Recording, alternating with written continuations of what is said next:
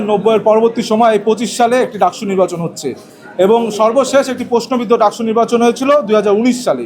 এই যে আপনার দীর্ঘদিন পর গণতান্ত্রিক পরিবেশে বাংলাদেশ যখন গণতান্ত্রিক পথে আপনার অগ্রযাত্রায় সামিল হয়েছে, সেই সময় একটি ডাকসু নির্বাচন অনুষ্ঠিত হচ্ছে, সেখানে আপনার সাধারণ শিক্ষার্থীরা কিন্তু উৎসব মুখর পরিবেশ হচ্ছে। আমি আপনার অবগতির জন্য জানাচ্ছি, আপনি জানেন যে আমরা কিন্তু এখানে শিক্ষার্থীরা আপনার বিভিন্ন স্লোগান দিলেও ডাকসু রিটার্নিং অফিসারের যে অফিস, যে রুম যেখান থেকে মনোনয়ন সংগ্রহ করেছি, সেখানে কিন্তু মাত্র 5 জন আমরা প্রবেশ করেছি এবং আচরণবিধির নিয়ম অনুযায়ী সেখানে কিন্তু কোনো স্লোগান হয়নি এবং আমরা বিপুল সংখ্যক শিক্ষার্থী নিয়ে আসলেও মাত্র 5 জন কিন্তু আমরা সেখানে প্রবেশ করেছি।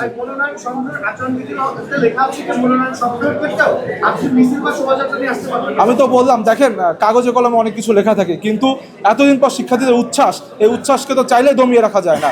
আমি মনে করি শিক্ষার্থীরা তাদের উচ্ছ্বাস প্রকাশ করেছে এবং এটা কোনো ইন্টেনশনালি না, এটা তাদের মনের যে বহিঃপ্রকাশ সেটা তারা করে ফেলেছে। কারণ আপনি জানেন যে দীর্ঘদিন এই ক্যাম্পাসে ছাত্রলীগের দখলে ছিল, দীর্ঘদিন গণরুম গেস্টরুম ছিল, দীর্ঘদিন শিক্ষার্থীরা তাদের মনের ভাব কিন্তু প্রকাশ করতে পারেনি। এটা শিক্ষার্থীদের মনের ভাব বলে আমি মনে করছি। তারা নিয়মিত শিক্ষার্থী আছে, তারাই কেন্দ্রীয় সংসদ এবং হল পর্যায়ে নেতৃত্ব দিবে এবং প্রার্থিতা করবে। সেই ক্ষেত্রে আমরা চেষ্টা করেছি একটি ইনক্লুসিভ এবং যারা মেধাবী শিক্ষার্থী রয়েছে, যারা গত 17 বছর তাদের ব্যক্তি স্বার্থকে প্রাধান্য না দিয়ে রাষ্ট্রীয় স্বার্থকে প্রাধান্য দিয়েছে, দেশপ্রেমিকতার পরিচয় দিয়েছে, তাদেরকে দিয়ে একটি প্যানেল আমাদের গঠিত হবে।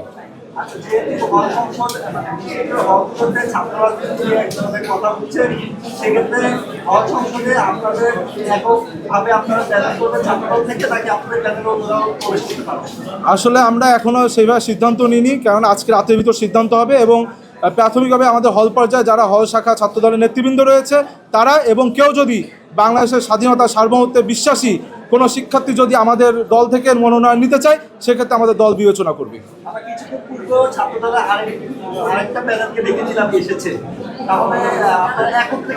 আসলে আমাদের দল থেকে এখনো নমিনেশন কনফার্ম করা হয়নি, দল থেকে প্যানেল নিশ্চিত করা হয়নি। আজকে রাতে অথবা কালকে সকালে ইনশাআল্লাহ প্যানেল নিশ্চিত করা হবে, তখন আমরা সকলে ঐক্যবদ্ধভাবে একসাথে আসবো। আপনারা জানেন যে ছাত্রদল একটি বৃহৎ ছাত্র সংগঠন।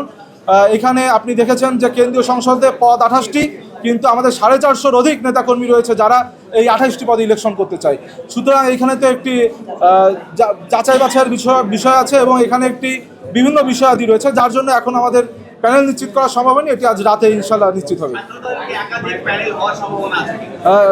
আমার মনে হয় না, কারণ ছাত্রদল আপনি জানেন যে আমরা ছাত্রদল যারা করি, ছাত্রদল একটি আদর্শিক ছাত্র সংগঠন, যেখানে আমরা শহীদ রাষ্ট্রপতি জিয়াউর রহমান, বেগম খালেদা জিয়া এবং তারেক রহমানের আদর্শকে ধারণ করি। সুতরাং আমরা মনে করি আমাদের ছাত্রদলের সাংগঠনিক অভিভাবক দেশনায়ক জনাব তারেক রহমান যে প্যানেল নির্ধারণ করবেন, সেই প্যানেলে আমরা সকলে ছাত্রদলের পক্ষ থেকে প্রার্থিতা করব।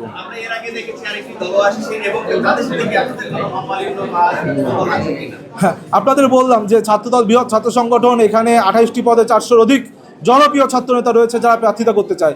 সুতরাং এখানে আপনার মনোমালিন্যতার বিষয় নেই, বরং প্রতিযোগিতার বিষয় রয়েছে এবং ডাকসুতে একটি প্রতিযোগিতামূলক ডাকসু করার জন্য আমরা ছাত্রদলের সকল পর্যায়ের নেতাকর্মী কিন্তু উৎসব মুখর পরিবেশে উৎসুক হয়ে রয়েছি, যার জন্য আমরা যে যার মতন আসছি। ওয়ালটন এখন দেশের সীমানা পেরিয়ে পৌঁছে গিয়েছে 50টিরও বেশি দেশে। ওয়ালটন, ঘরে ঘরে বিশ্বজুড়ে।